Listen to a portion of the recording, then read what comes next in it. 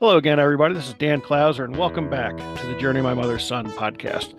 I'm joined with Lois Letchford, who's a fellow author, and we're going to talk a little bit more about her memoir here in the conversation. Lois, thanks for joining me today. Before we get started, though, I just want you to introduce yourself in your own words. Who is Lois today?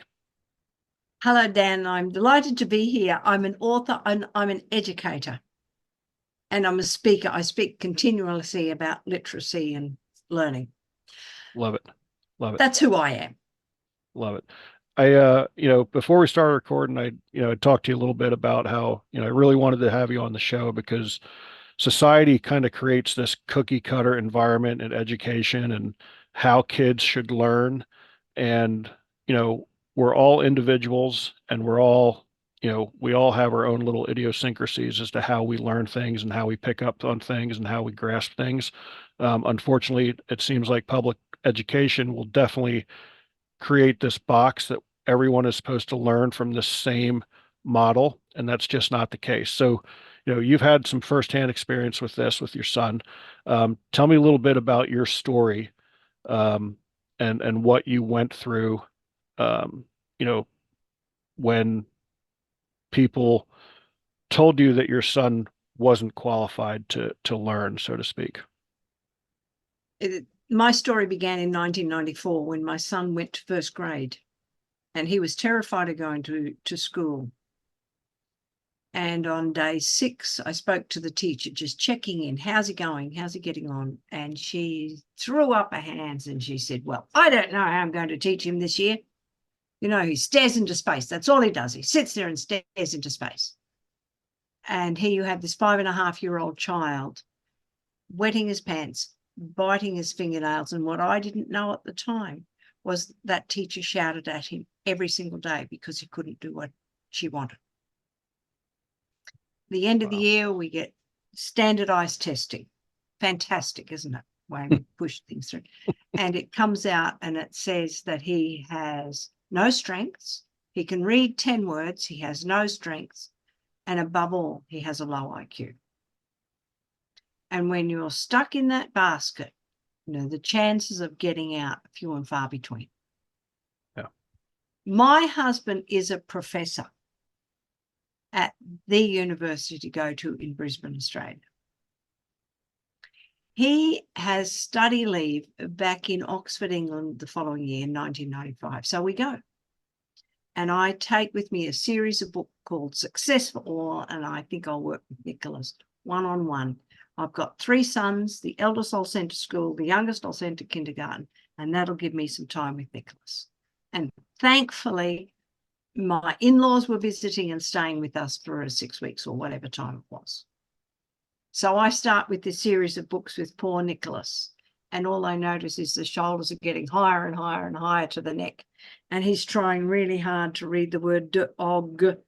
And you get to the end of the page, there's no pictures. Go back to the first word and he's no clue.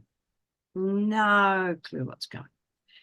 And that's when my mother-in-law was with me and she just said, Lois, put away what's not working and make learning fun. I love that. I needed some outside input to change what I was doing. I needed some help from stopping going down a rabbit hole because you think this book says, and it didn't work. So I thought, what can he do? And I knew he could rhyme words and I knew he could see patterns in language. 2 strengths. That's what I started with. And I started to write simple poems for him. He loved it. We read it again and again and again. We found the rhyming words he illustrated. And instead of a child whose shoulders are, he relaxes and he smiles and he keeps going, and it was so exciting for him. And here's me, mind's still going at 100 miles an hour because we've done 1 poem. And the rate of progress over time is incredibly slow. But because I did 1 poem, I did another and another and another. The double O's come up and I write a poem about Captain James Cook, the last of the great explorers, who completed the mapping of Australia. There's this world map and west coast of Australia is done. New Zealand has got a couple of lines on it, but there's nothing on the east coast, and they don't know where the line is. So I write a poem, Captain Cook has a notion, there's a gap in the map of the great big ocean. He took a look without the help of any book, hoping to find a quiet little nook. The beauty of poetry is those 4 lines can put us in Cook's boat. What was it like to travel across the Pacific? Well, he had to go across, where did he go? He went from Southampton, didn't he? And he went around the bottom of South America because there was no other way. And then across the Pacific to the Tahiti to watch the transit of Venus. And then he's in uncharted territory. While we're doing this, my 7-year-old Nicholas says to me, can I see Captain Cook's original maps? And I'm blown away because I knew that wasn't a question coming from a child with a low IQ. Right. That's the first thing I needed to see. And then, because we're in Oxford, I mean, I don't know if you know this city, but it's a city of university. It's a university city, and it has artifacts from everywhere and major museums. And he says to me, who came before Captain Cook? And I say, well, that's easy, Nicholas. That's Christopher Columbus. And he says to me, and who came before Columbus? Now I really know that this child who is struggling really with literacy, has got its incredible brain that is thinking way beyond what I knew. I did the research, I did the learning, but that's useless because I can't tell Nicholas anything. Everything has to go into a poem. Once we get that poem, then we've got foundations to talk. Wow. That was the start of it. That's amazing. Yeah. So what was your, as a mother, when you first heard that news, not just the first time, 5 or 6 days into first grade, but at the end of first grade after the standardized test, I mean, what did that do to you as a mother? And what was it in you that said, I don't accept this? As I said, my husband's an academic, and I came home. He didn't go to that meeting with me. I was there on my own, and he said to me, Nicholas can look like that on any given day. It's a test. And his confidence that the test had failed really helped me. That aside, though, we still have to teach him. Right. So there's this conflict. Okay, you can say that, but we still have to teach him. And that's where, you're in uncharted territory. Again, how am I going to do it? Yeah. And it seemed like you started out kind of in the conventional, learning path, so to speak, until your mother-in-law said, look, this isn't working. Let's, and again, you mentioned a little bit about having that outside set of eyes, you know, what was that like to just kind of, again, because you're in it, you're in the weeds, so sometimes when you're in the thick of it, it's tough for you to, you know, really be partial, so to speak. And for her to be able to step back and say, no, throw it away. What was your initial reaction? Did you buy in right away or did you fight it a little bit? I bought in right away because I was desperate. All right. I was, at that point in time, I was utterly desperate, and I could see I was no better than his teacher. And it wasn't working. What I was doing wasn't working. End of story. You can't just keep doing the things that you're doing. The shouting doesn't work. It's not going to help them stick. Right. Saying, try again, you're not trying hard enough, to a little boy who then wets his pants. That's not working. So, but that input from her was just so insightful. And it changed my life the way, I've got to keep doing this and right. Yeah. And here's me. As I'm working with Nicholas, I start to read about dyslexia and learning disabilities. And one tiny little book, I think I have up here, had characteristics of dyslexia. There were 20 of them. As I read through it, for the first time in my life, I'm identifying 17 characteristics that I was dyslexic. Wow. I grew up reading words I couldn't comprehend. Wow. Wow. That experience, once I got through to the writing part, in fact, it made writing really difficult for me because I thought I can't write. I'm hopeless at this. But now I'm having to write little poems to meet Nicholas's needs. It worked. I could do it. I can do something. So you're helping yourself while you're helping your son unknowingly. Unknowingly. And I'm also examining and thinking, why can you read the words but not comprehend? And that's taken me, I've been able to write a paper on that with a professor, an emeritus professor, Tim Rosinski, on why that happens. Wow. And now here you are, a published author, and I don't want to spoil too soon, but your son is graduate of Oxford. Yeah. Um, Yeah. so just an incredible story, but the journey. I mean, what were some of the things that you learned, throughout that journey? Because it wasn't just throughout first grade. I mean, it was his entire life, and watching him progress. I mean, what were some of the key things you learned? Before we started recording, you talked about schools being cookie cutting. Yeah. And they want you to hit a target at the end of first grade and a target at the end of second grade. And if you're not at the end of third grade by that time, your chances of getting out of that are up. Generally, that's the case. What have I learned? The way we see children, low IQ, can't do it, impacts the way we teach. And I say to parents, when you see a child who's got this really low component, they're future rocket scientists. We have to change the way we think before we can impact our students. Yeah. Yeah, it's so important because we want to put all these kids in a box, and we're all, you know, just individuals. We all pick up things in different ways.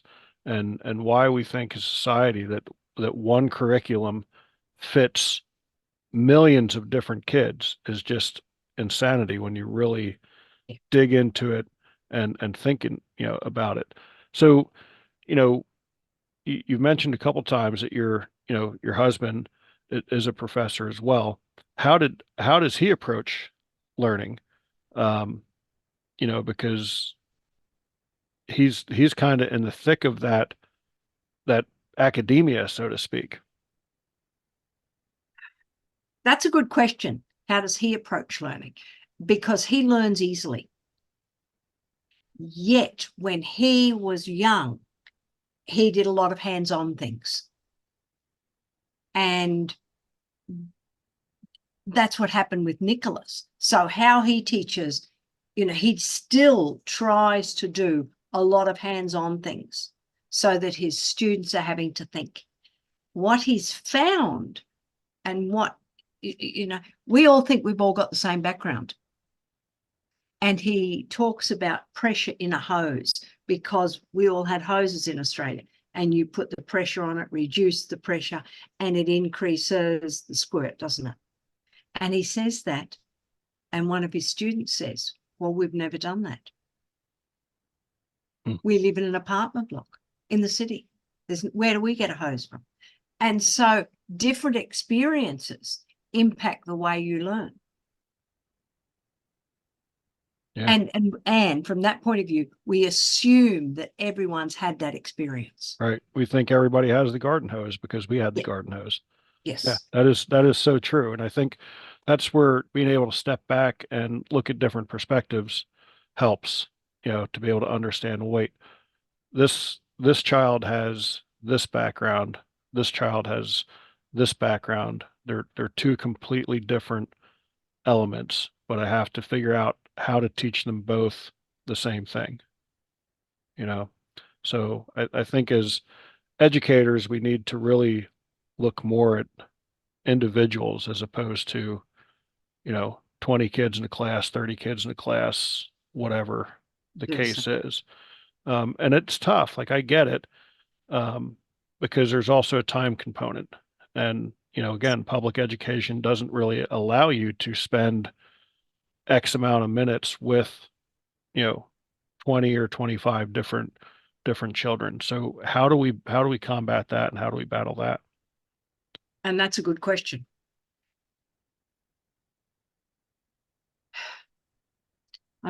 I've lost my train of thought really, because what you've just said is so important. We don't trust teachers is the first. We don't trust teachers to do their job. Right. One of the bigger problems is book companies are in it for money. It's a side benefit that a child happens to learn to read. And the millions of dollars spent on programs and testing, millions. Millions, yes. Why do we want to change that? Someone's getting good at it. Yeah, Might be the child somebody's getting a pretty big pocketbook out of that, at the child's expense, for at the sure. child's expense. Yeah. Yeah. So how do you go about advocating for change? I went about advocating for change. I became a reading specialist. And I became a reading specialist because I didn't trust the teacher, the reading specialist within our school. And we lived in the best school, that the school everyone wanted to go to. We lived in that school district and our children went to that school. And the reading teacher did not have the knowledge to teach my son Nicholas. So I took that on myself, and I found multiple ways of teaching Nicholas to do all sorts of things. And I transferred that to other children. So how do you go about advocating for them? I mean, I just keep driving when I talk to educators. I say mindset is the first thing. All right. Because if you just think that child is dumb, you're not going to do anything. So how do we approach our child? And then the way we teach language, we teach to the 50th percentile. And I've got to tell you, the literacy people, most of the people don't want to hear me, because we've got this standardized idea that we're going to teach on the 50th percentile or the 40th or whatever. And you've got to do A, B, C, D, E, F, and G. And that's fine. But my favorite is a book, and it's a Professor Stanislas Dehaney, who's a neuroscientist and researcher in literacy. And he says the number one thing we have to do when you teach children to read is get their attention. And that's what I did with Nicholas. I got his attention through the poetry. And the second thing we have to do is create active learners. Because if we don't create active learners, anything else we do falls over. So how do we advocate? It's just keep going and going and going and going, isn't it? Because we're up against a juggernaut. Yeah. Yeah. What frustrations, do you personally have in that advocacy? Because I'm sure you hit some walls that there's got to be times where you walk out of a room and are just shaking your head. My challenges have come with writing the book and not being accepted by the standardized organizations, the literacy organizations. No one wants to hear me. They don't want to hear me talk. If I pay, yes, they'll go. And teachers then go, wow, you know a lot. Dyslexia people don't even want me to talk to some of theirs, because we have this set idea of what we've got to do. Really, that Yeah. one surprises me. Yeah. That one really surprises me. It shocked me that they don't want to know. They want the standardized idea. They've got auditory processing problems, or they've got phonemic awareness, what we're going to do. Well, you could do phonemic awareness until the cows come home. That's the ability to play and manipulate sounds with sound. You could do that all the time with Nicholas. He would be slow at it. Eventually, he's going to get it, and you can do it for a whole year. And you might move him from the 3rd percentile to the 5th. But have you taught him to read? Right. Right. So that's been my frustration. What happened with Nicholas was that, and one of the parents said to me, I'm surprised you didn't get into more battles with the schools. With Nicholas, I took over his learning and I guided it all the way through so that I wasn't in confronting the school at all. Right. And when there was a huge problem, and I know there was a very huge problem early on, I could tell you if you've got a minute, if we've got time. Absolutely. The problem, we returned from the UK. We had 6 months there. We returned to Australia, and I go, it just happened to be around the school, and I meet the diagnostician who'd done the testing 12 months prior. And I say to her, look, I'm so excited that everything that we have learned. It's just been so much fun for Nicholas, and he's loved it. And she sat there in front of me, and she goes, well, I've spoken with the reading teacher, and he's gone backwards. And in fact, he's the worst child I've seen in 20 years of teaching. That one was tough to take. Yeah. And when that happens, I literally shut down and I just leave. Okay, you can say that. And within hours, I came back to her and I said, you can call Nicholas whatever you like. You can call him the worst child you've seen in 20 years of teaching, but don't expect him to learn like everybody else. Right. That was my first one. And then that very afternoon, Nicholas comes home with sight words, his sight words list, and he's struggling with them. He knows 8 out of 10. He doesn't know the word saw, S-A-W. And the sentence the teacher had given him was, I saw a cat climb up a tree. And Nicholas stood there in front of me and he goes, big breath, because this is really hard, you know. I saw a cat. And he stopped. I was a cat.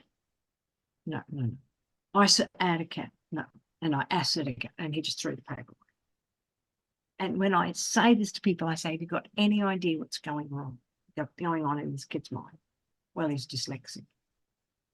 Yeah, he is dyslexic. So what else? What else is going on?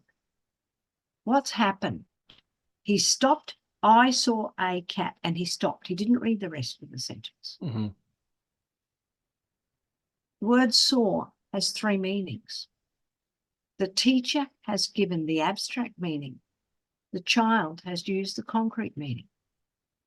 I saw a cat. What's he doing? He's cutting the cat in half. Doesn't make any sense. Right. So you stop. And then you can call him the worst child you've seen in 20 years of teaching. Where's the problem lying? The problem lies, you gave the child a sentence. A, has he seen a cat climb up a tree? It's like the garden hose. No, he's never seen a cat climb up a tree.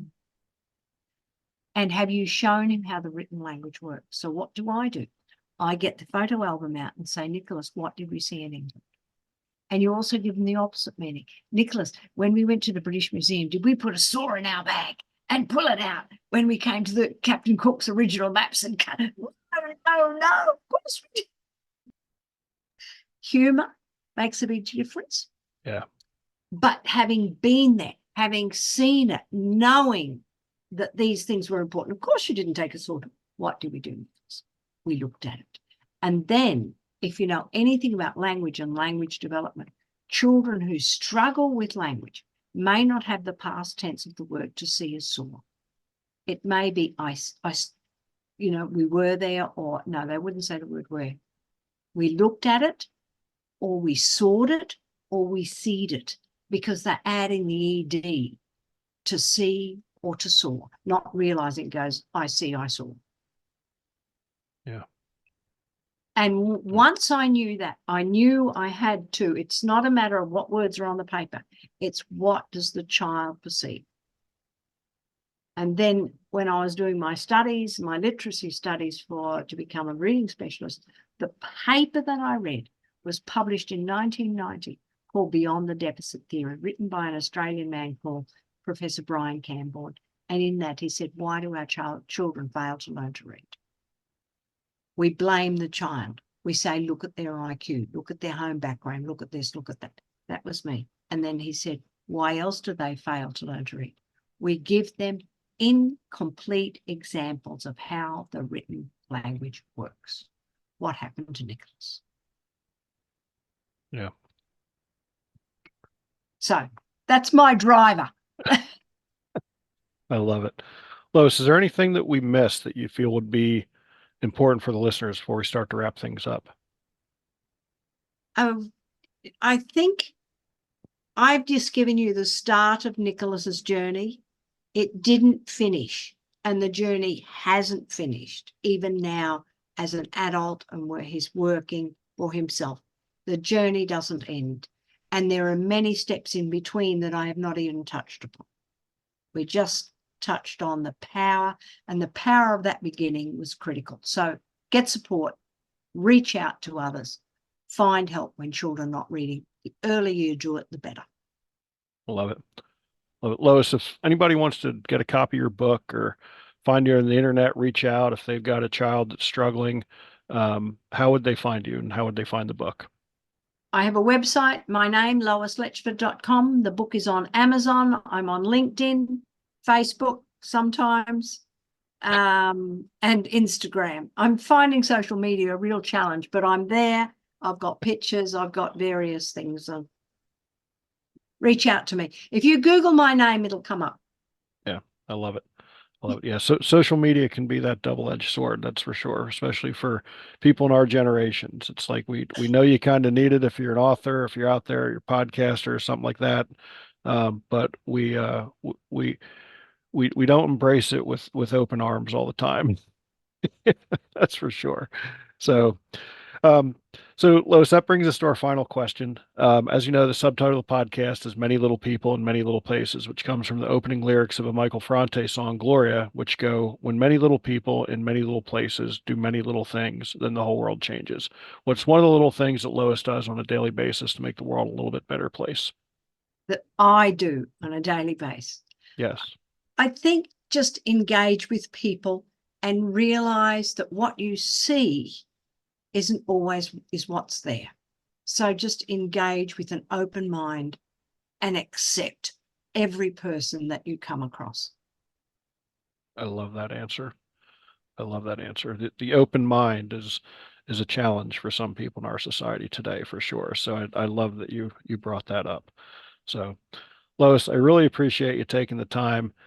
This is a great conversation. I hope that some people reach out to you. I think it's something that just needs to be discussed more, that kids are not cookies, and the cookie cutter approach doesn't work, and we need to change our thought process of how we want to go about educating our younger generations, for sure. Because I think a lot, Nicholas is a success story. Unfortunately, I think there's a lot that have been left behind because they were thrown under the bus at 5 or 6 or 7 years old, and that is a shame. We should never give up on a child at that age, ever, or any age for that matter.